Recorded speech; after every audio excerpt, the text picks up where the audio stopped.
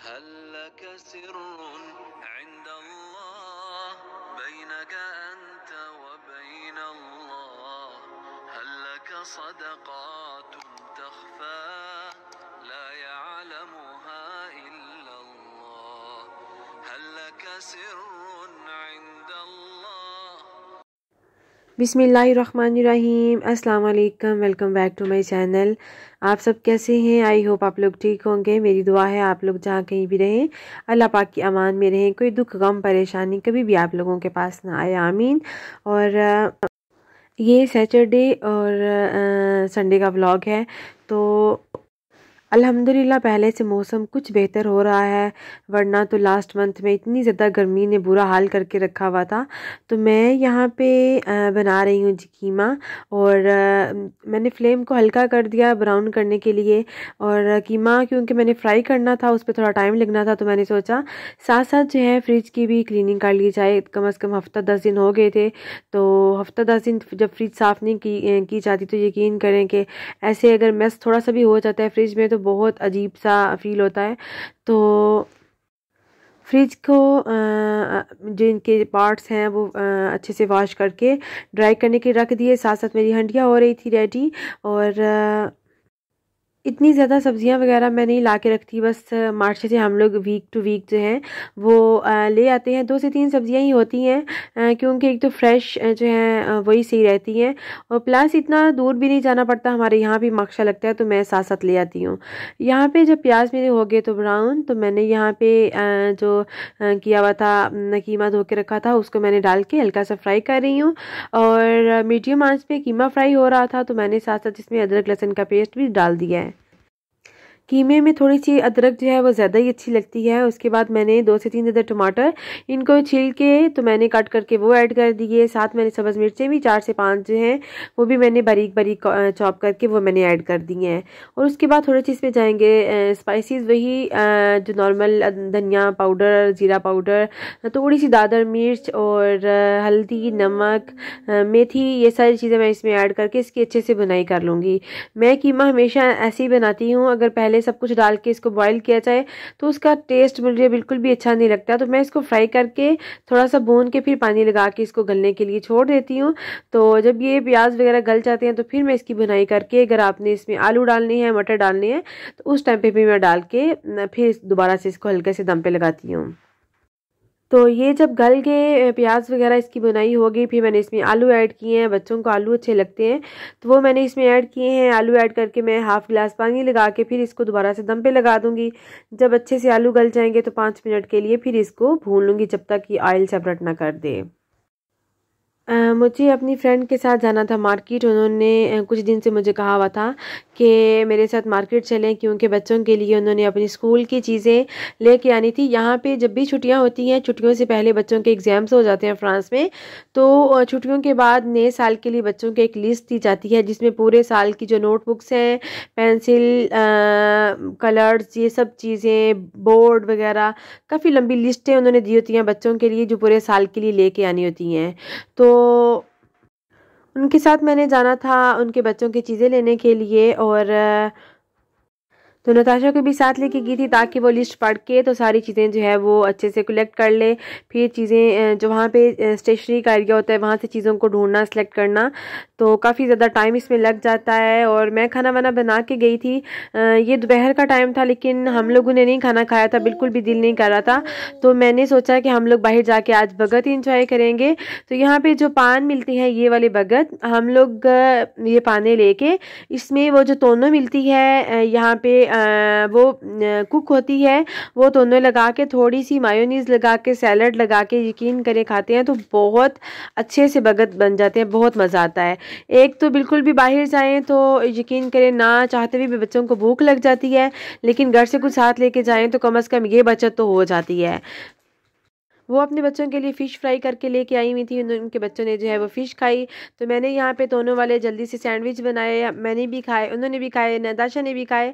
तो सबसे पहले हम लोगों ने कहा कि हम आराम से पहले अपना डिनर करते हैं, सॉरी लंच करते हैं, तो उसके बाद हम लोग आराम से जो है वो मार्केट से जो चीज़ें लेनी है वो ले लेंगे। बुलंदशहर के बाहर इन्होंने टेबल चेयर्स भी लगाई हुई थी, वहाँ बैठ के हम लोगों ने जो है वो खाना खाया। और कभी कभी जब मुझे घर में भी समझ नहीं आ रही हो कि बच्चों को क्या बना के दूं, तो मैं बच्चों को ये तोनों वाले सैंडविच बना के दे देती हूँ। बच्चे बहुत खुश होके इसको एंजॉय करते हैं। बहुत ही बाबरकत अयाम जो है ये चल रहे हैं आजकल, और अशूरा के दिन चल रहे हैं। अल्लाह ताला हमें इस महीने में ज़्यादा से ज़्यादा इबादत करने की तौफीक दे, आमीन। और ये मार्केट का व्लॉग 2 से 3 दिन पहले का था, तो आज मैंने सोचा कि इसको साथ ही ऐड कर दिया जाए। मार्केट्स में जो डिस्काउंट थी वो तकरीबन ख़त्म हो चुकी हैं, और यहाँ पे हम लोगों ने स्कूल की चीज़ें जो ली थी वो हम लोगों ने उषा मार्केट से ली थी। उन्होंने कहा था कि हम यहाँ से चीज़ें जो हैं अच्छी क्वालिटी की मिल जाती हैं, थोड़ी सी रीज़नेबल इनकी प्राइस होती है बनिस्बत कैरीफोर में हर चीज़ बहुत ज़्यादा महंगी होती है। तो नताशा ने ये लिस्टें उनकी देख के सारी चीज़ें जो हैं उनको कलेक्ट करना स्टार्ट किया, और इन दिनों में यकीन करें बिल्कुल भी कुछ स्पेशल सा बनाने को दिल नहीं करता। बस अजीब सा बुझा बुझा सा दिल होता है ना, करबला वालों की याद में बहुत दिल ऐसे हो रहा होता है। और पाकिस्तान को मैं इतना ज़्यादा मिस कर रही थी, काश हम लोग पाकिस्तान में होते, वहाँ पे हम लोग खाना बना के तकसीम करते। तो बहुत इन दिनों में कोई स्पेशल ऐसे इवेंट आते हैं ना, तो पाकिस्तान बहुत ज़्यादा याद आता है। ज़ालिम यजीदियों ने हज़रत इमाम हुसैन के साथ जो कुछ किया वो आप सबके सामने है, लेकिन हज़रत इमाम हुसैन भी उन्होंने बातिल का किस तरह मुकाबला किया और इस्लाम के लिए अपनी जान, अपनी औलाद, अपनी आल औलाद सब कुछ कुर्बान कर दिया। और किसके लिए किया उन्होंने ये सब? उन्होंने हमारे लिए किया। और वो जो बाइसे तहलीके कायनात हैं उनकी आल औलाद के साथ जो कुछ हुआ, हज़रत इमाम हुसैन को सजदे की हालत में उन्होंने शहीद कर दिया, और इमाम अली मुकाम का लू उन्होंने ज़ख्मी किया। उस दिन आसमान भी रोया होगा, ज़मीन भी रोई होगी। मुफस्सिरीन लिखते हैं कि आसमान के डूबते हुए जो सुर्खी नज़र आती है ना, वो इमाम अली मुकाम की शहादत के बाद से नज़र आना स्टार्ट हुई है। उन जालिमों ने सरे अक़दस को अलग कर दिया, क्या जुल्म की इंतहा थी। लेकिन जब हम हैमे की तरफ नज़र दौड़ाते हैं तो वहाँ पे सजदे थे, तिलावत थी, सब्र था। हुसैन के लश्कर में उस करबला के मैदान में 2 ग्रुप थे। आज हमने खुद को चेक करना है कि हम किस ग्रुप के साथ शामिल हैं। उनकी तो तलवारों के साए में भी नमाजें कज़ा नहीं हुई, सजदे कज़ा नहीं हुए। आज हमें अपने आप से ये अहद करना चाहिए कि हम अपनी कोई भी नमाज इंशाअल्लाह कज़ा नहीं होने देंगे। और ये काम सर कटा दिया हुसैन ने, लेकिन नाना के दीन का सर बुलंद कर गए। कुछ नवासों का सदका अता हो, बन के आया हूँ दर पे सवाली। अल्लाह पाक हम तो उनके कदमों की खाक धूल के बराबर भी नहीं है। अल्लाह पाक हमें उस दीन को फॉलो करने की तौफीक दे, उस दीन के अहकामात पे अमल करने की तौफीक दे जिस दीन की खातिर उन्होंने अपना तन मन धन की बाजी लगा दी और अपनी जानों के नजराने दिए उन्होंने हमारे लिए। उनके लिए तो कुछ भी मुश्किल नहीं था। अगर वो दुआ करते तो वहाँ पे तो पानी की नदियाँ जारी हो जाती, लेकिन उन्होंने सब्र करके हमारे लिए एक ज़िंदा मिसाल छोड़ गए कि कुछ भी हो जाए इस्लाम के लिए किसी भी बात में कंप्रोमाइज़ नहीं करना चाहिए। अल्लाह पाक मुझे और आपको दुनिया और आखिरत में कामयाबियाँ अता करे। दीन पे चलते हुए हमारी ज़िंदगी ये गुजर जाए, आमीन।